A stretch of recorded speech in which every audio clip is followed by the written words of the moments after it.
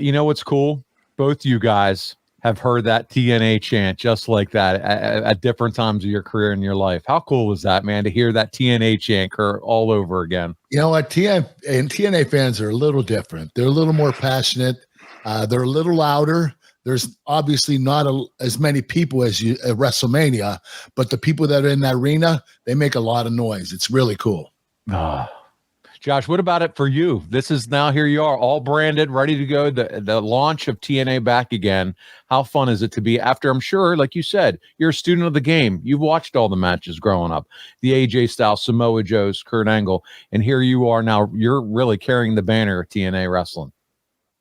It's going to sound corny or cheesy, but it was honestly a dream come true. Like the second I got in the ring and you hear those TNA chants, like I'm transported to being a 15-year-old kid watching, those crowds in Orlando where they were like a mosh pit behind the ring, jumping up and down, screaming TNA and stuff like that. And it's just something amazing to be a part of. Like I never thought any of this was possible. So, Hey, Josh, when were you told you were going to be wrestling Will again? I knew it was possible, but there was, political things, whether or not he could lose or not. So they didn't want me to drop twice to him. Okay. So it might've just been somebody else. And then I honestly think it was Will that just called in and said, do Josh, I don't care. I want to put him over and all this other stuff. Nice. So, Good. At least he, he has a heart. Well, that as a fan, it makes me want to cheer for the guy more when you're talking about somebody like that, He's just like, honestly, to be at the level that he's at right now, to be doing what he's about to be doing in February when he moves on to AEW and stuff like that, just to do this in between, it shows that, he really cares about TNA as a brand. He said he wanted to highlight me and make me the guy that can be here when he's gone and all this stuff. And so cool. It's just professionalism at its best, man. Yeah. That's all it is. Now with this match, how's the shoulder feeling for match 2? Shoulder's fine, completely, made up for everything. Maybe a little bit out of shape because it couldn't work out for a solid 3 weeks or do much. But, the nerves are almost there even more so than the first one because I knew I have to top that first match. Why were you out of shape, Josh? Well, I run the stairs. I do that every day, but I couldn't use my left arm for 5 weeks after that last match because I tore my teres major. I had to wait for it to scar up. That's right, your shoulder. Okay. Yeah. Mm-hmm. So cardio-wise, I'm always fine because I'm on those stairs every single day. But, you don't know what's going to happen when you start using your arm and doing all that stuff. So Right. But at least from your mindset, you guys have touched each other, worked with each other for over 20 minutes. So what's your mindset like coming into this one? Is it a little different than the first go around? A little different. As you're going to see throughout the match, we raised the stakes. We're trying to tell this story. Like his whole promo going into it was that I need to be a world beater. I need to rise to the occasion. I'm only going to get one chance to do it, to beat one of the best in the world, yada, yada, and stuff like that. So that's the kind of story we're going to tell throughout this match. And to do that, we have to raise the stakes.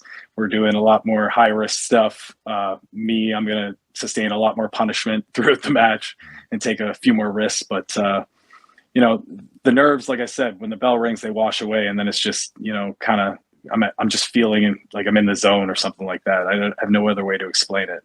I don't even think about the things I'm doing once I'm in that ring. So sure. Hey, Josh, is it easier or more difficult to put this match together after you already had one? This one was way easier. The first time we didn't really know each other too much, but but you guys had an incredible match. I mean, we're talking 4 3/4 stars from Meltzer.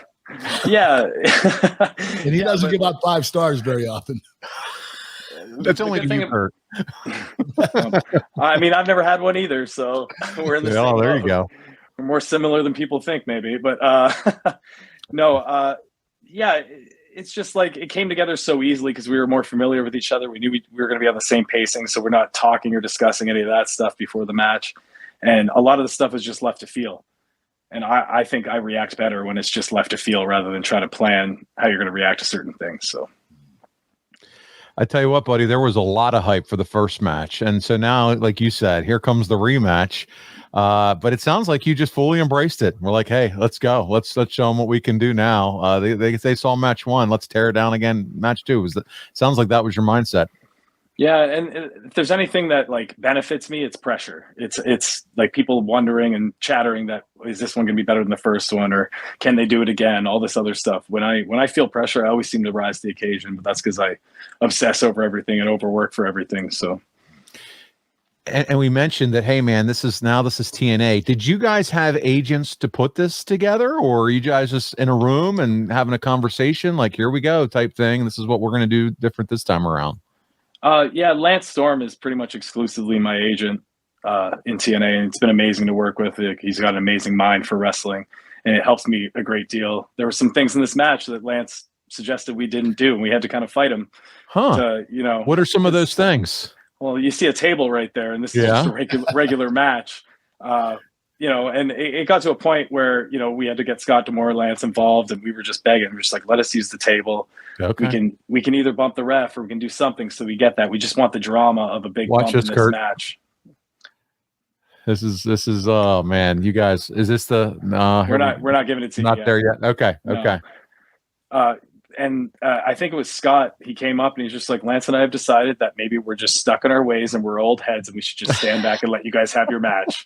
And we just thanked him, and we said it would be good. So. Hey, you didn't get heat with him, did you? No.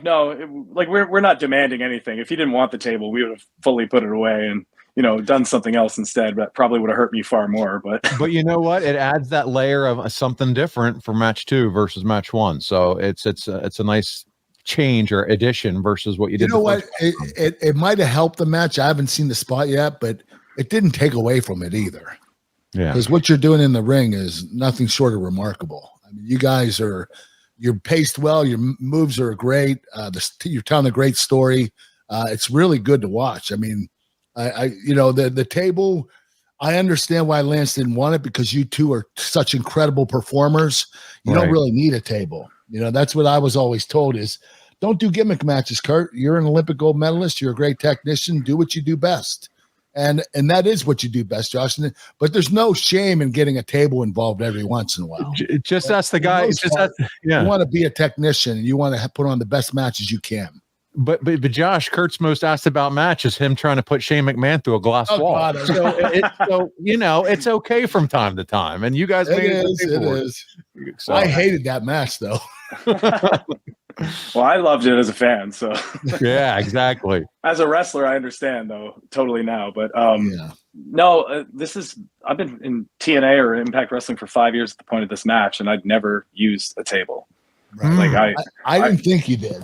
Watching you over the past, I never saw you with a table. So this is the first time, right? Well, sorry. Bully Ray used a couple tables when I fought him, but of course, if you're wrestle Bully Ray, then there's going to be a table involved. Yeah, for the most part, I just get my time and it's keep it in the ring, brother, and that's it. So it's nice to add a little more drama in there. Well, your career will last longer, brother. I hope so. Look at this. Oh man, look at the combinations here, Kurt. It's just putting on a clinic. And this is the first time you've watched this back with. There it is. There's that power bomb backbreaker. You love it. If I was still wrestling, Josh, I would steal that from you.